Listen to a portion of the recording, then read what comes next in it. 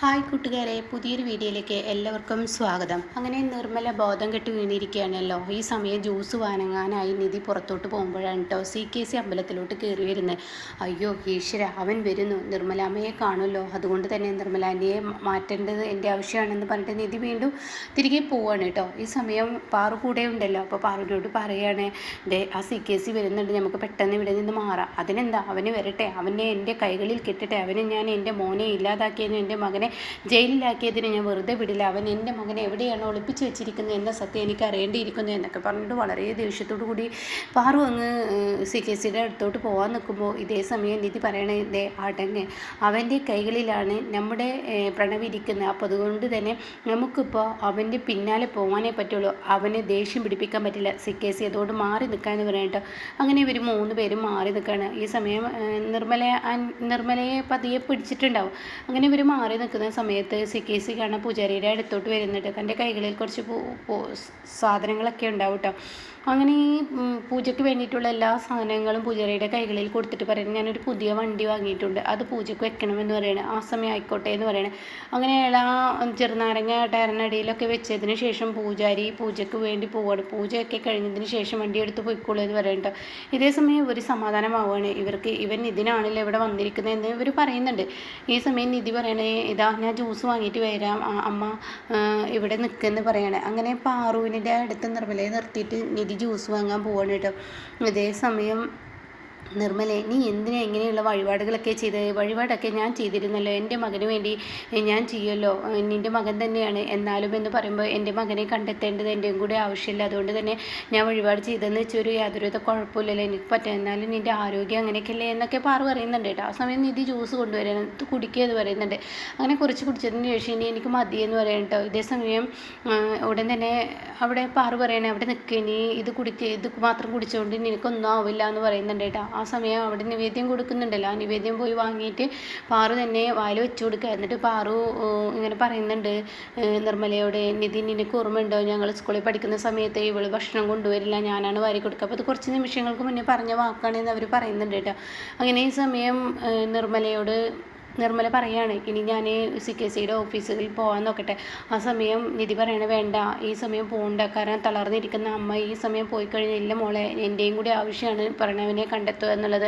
പ്രണവ് നമ്മുടെ മകനല്ലേ, അപ്പോൾ അതുകൊണ്ട് അവനെ കണ്ടെത്തി നമുക്ക് ഗൗതമിനെ പുറത്തിറക്കേണ്ട നമ്മുടെ ആവശ്യമില്ലെന്ന് പറഞ്ഞിട്ട് വീണ്ടും പോകുന്നുണ്ട് കേട്ടോ. എന്നാൽ ഈ സമയം പാറുവിന് ഭയങ്കര സങ്കടമാവാണ്. ഇത്രയും ദയനീയമായി ഇത്രയും അവരുടെ ആരോഗ്യനില ഇങ്ങനെയൊക്കെ ആയിട്ടും അവർ ഗൗതമിനെ കണ്ടെത്താനുള്ള തത്രപ്പാടുണ്ടല്ലോ, അത് പറയാനില്ല. എന്നാൽ ഈ സമയം ഗൗതമിനെയാണ് കാണിക്കുന്നത്. CKC ഗൗതമിനെ കൊല്ലാനാക്കിയ ഗുണ്ടയുണ്ടല്ലോ, അവനെ നോട്ടമിട്ടിരിക്കുകയാണ്. അപ്പോൾ അതിന് സഹായമായി ഒരു കോൺസ്റ്റബിളോട് നിൽക്കുന്നുണ്ട്. അപ്പോൾ ആ കോൺസ്റ്റബിളിനോട് പറയണേ, ഞാൻ അവനെ നന്നായി ചോദ്യം ചെയ്ത് കഴിഞ്ഞാൽ എനിക്ക് ഇവിടെ നിന്ന് രക്ഷപ്പെടാൻ കഴിയും, ഇവനൊക്കെ അറിയായിരിക്കും ഈ പവിത്രൻ ആരാണെന്ന്, ഈ പവിത്രനെ കണ്ടെത്താനുള്ള ഏക വഴി അവൻ തന്നെ, അതുകൊണ്ട് ഞാനൊന്ന് ചോദ്യം ചെയ്യട്ടെ. അയ്യോ പ്രശ്നമാവില്ല സാറ്, ഇല്ല, ഞാൻ അതിൻ്റേതായ രീതിക്ക് ആരെങ്കിലും കണ്ടാലോ, കാണില്ല എന്ന് പറയും കേട്ടോ. അങ്ങനെ ഗൗതം അവൻ്റെ അരികിലോട്ട് പോകണേ. എന്നിട്ട് പറയണ, എടാ നീ എന്നെ എന്തിനാടാ ഇങ്ങോട്ടേക്ക് വന്നത്? ആ സമയം അവൻ പറയാണ്, എനിക്ക് എന്താ ശിക്ഷ അതിന് വന്നിരിക്കുന്നത്, നീ എന്നുമായി ഏറ്റുമുട്ടാൻ വന്നെങ്കിൽ അത് നിനക്ക് തെറ്റിപ്പോയെന്ന് പറയട്ടോ. ഞാൻ വന്ന ഡ്യൂട്ടി ചെയ്തിട്ട് ഞാൻ ഇവിടെ നിന്ന് ഇറങ്ങുള്ളൂ എന്ന് അവൻ പറയാണ്, ഗൗതമിനോട് പറയണം. ആ സമയം നീ വന്ന ഡ്യൂട്ടി എന്നെ കൊല്ലാൻ CKC നിന്നെ ആക്കിയിരിക്കില്ലേ? അത് കേട്ടോടെ തന്നെ ഇവൻ ഞെട്ടിപ്പോവാണ് കേട്ടോ. ഈ ഗുണ്ട ഞെട്ടാണ്.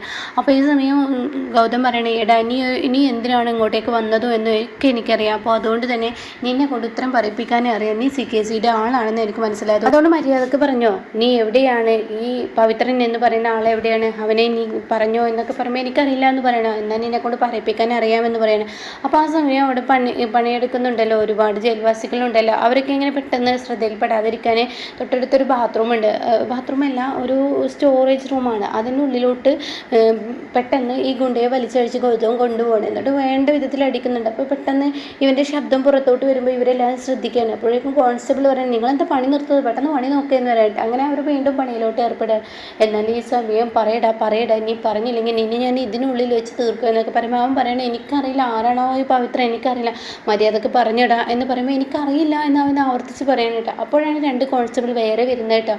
അപ്പോൾ കോൺസ്റ്റബിൾ മാത്രമല്ല, ജയിൽ സൂപ്രണ്ടും ഉണ്ടാവും. ജയിൽ സൂപ്രണ്ടിനോട് പറയാണ്, ആ ഗുണ്ട വന്നിട്ടുണ്ടാവും, തിരികെ എത്തിയിട്ടുണ്ടെന്നൊക്കെ അങ്ങനെ പറഞ്ഞിങ്ങനെ വരുന്ന സമയത്ത് മറ്റേ കോൺസ്റ്റബിൾ എന്ത് ചെയ്യുന്നു, ഗൗതമിന് കാവൽ നിൽക്കുന്ന കോൺസ്റ്റബിൾ ഗൗതമിനോട് വന്നിട്ട് പറയണേ, എടാ അവർ വരുന്നുണ്ട്, സാർമാർ വരുന്നുണ്ടെന്ന് പറയുന്നത്. അപ്പോൾ ഇവർ കയറിയ റൂമിൽ കയറുണ്ടാവും കേട്ടോ. അത് വെച്ചിട്ട് ഈ ഗുണ്ടയെ ഗൗതം കെട്ടിയിടുകയാണ്.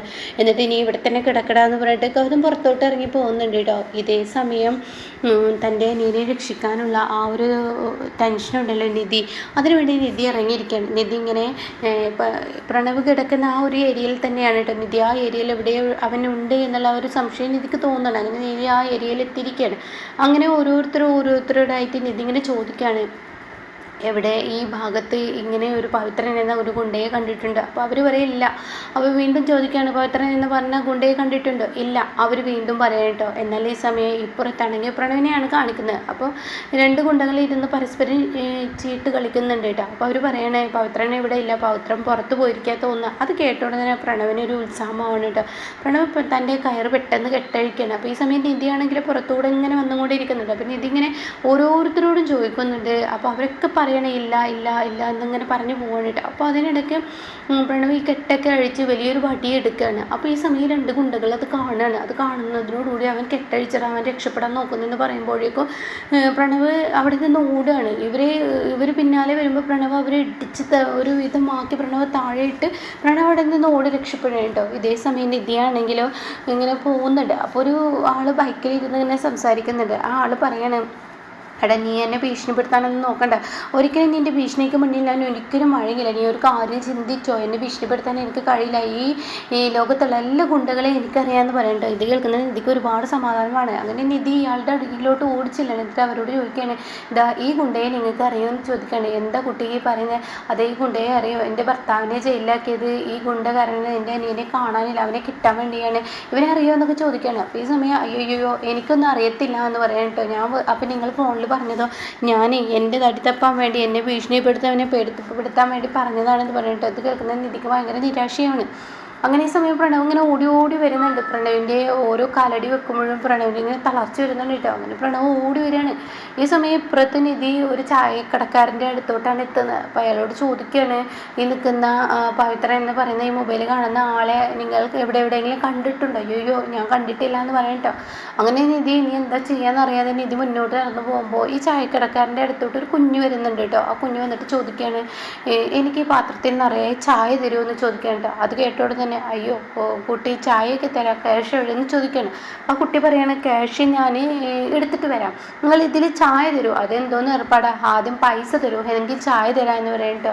അങ്ങനെ നിധിയാണെങ്കിൽ കുറച്ച് മുന്നോട്ട് നടന്ന് പോന്നിട്ടുണ്ട്. അപ്പോൾ ഈ കുട്ടി പറയാണ്, ഞാൻ ആരാണെന്ന് നിങ്ങൾക്ക് അറിയാത്തതുകൊണ്ടാണ് നിങ്ങൾ ഈ പറയുന്നത്. നീ ആരാ? എനിക്കെന്താ, ഞാൻ പവിത്രൻ്റെ മകളാണ്. പവിത്രൻ്റെ മകൾക്ക് ആരും ചായ തരാതിരുന്നിട്ടില്ല. പവിത്രൻ ഈ നാട്ടിലെ പേര് കേട്ട് കൊണ്ടയാണ്. നീ പേര് കേട്ട് കൊണ്ടയാ എന്തോ ആയിക്കോട്ടെ, എനിക്ക് ചായ തരാൻ പറ്റില്ല എന്ന് പറയട്ടോ. അപ്പോൾ വീണ്ടും ഈ കുട്ടി പറയാം, ഓഹോ അങ്ങനെയാണ്, എന്നാൽ ഞാൻ കാണിച്ചു തരാമെന്ന് പറഞ്ഞിട്ട് ഈ കുട്ടി തിരികെ പോവാണ്. അപ്പോൾ അയാളുടെ ഇടയിൽ പെട്ടെന്നൊരു സംശയം തോന്നുന്നുണ്ട്, ഒരു പെൺകുട്ടിയല്ലേ ഇപ്പോൾ പവിത്രൻ എന്ന് പറയുന്ന ഗുണ്ടയെ ചോദിച്ചത്. ഈശ്വരാ പെൺകുട്ടിയാണ് പോയതെന്ന് പറഞ്ഞിട്ട് നിധിയെ അവിടെ ഇങ്ങനെ തിരയുന്നുണ്ട്. പക്ഷെ നിധി കാണുന്നില്ല. ഇതേ സമയമാണെങ്കിൽ ഇപ്പുറത്ത് പ്രണവ് രക്ഷപ്പെട്ട് ഇങ്ങനെ വരുന്ന സമയത്ത് പെട്ടെന്ന് പ്രണവിൻ്റെ കാലാരോ തടുക്കുന്നുട്ടോ. അപ്പോൾ ഫൗൾ വെച്ചിട്ട് വീഴ്ത്താണ് ഈ പറയുന്ന പവിത്രൻ. അങ്ങനെ പ്രണവ് അവിടെ മുഖമടിച്ച് വീഴുകയാണ്. പിന്നീട് പ്രണവിനെ ഇടിച്ച് പരുവമാക്കുകയാണ്, ചുമരിലോട്ട് തല ഇടിച്ചിട്ട്. അങ്ങനെ പ്രണവിനെ അങ്ങ് അടിച്ചടിച്ചൊരു വിധമാക്കുമ്പോൾ പ്രണവിൻ്റെ ശ്വാസം നിലച്ചിരിക്കുന്നു കേട്ടോ. ഇതേ സമയം അവനാണെങ്കിലും അപ്പോഴത്തെ ദേഷ്യത്തിൽ പ്രണവിനെ അങ്ങനെയൊക്കെ ഇടിച്ചു എന്നുള്ളൂ. പിന്നീട് പ്രണവിനെ തൊട്ട് നോക്കുമ്പോൾ പ്രണവിന് ശ്വാസമൊന്നുമില്ല. അത് കാണുന്ന പവിത്രന് ആകെ പേടി വരികയാണ്. ഈശ്വരൻ ഞാൻ എന്താണ് ഈ ചെയ്തത്, അപ്പോഴത്തെ ദേഷ്യത്തിൽ അങ്ങനെ ചെയ്യാൻ പാടില്ലായിരുന്നു എന്നിങ്ങനെ തോന്നാണ് കേട്ടോ. അപ്പം ഇങ്ങനെയൊക്കെയുള്ള ഒരു എപ്പിസോഡാണ് ഇനിയിപ്പോൾ വരാനിരിക്കുന്നത് കേട്ടോ.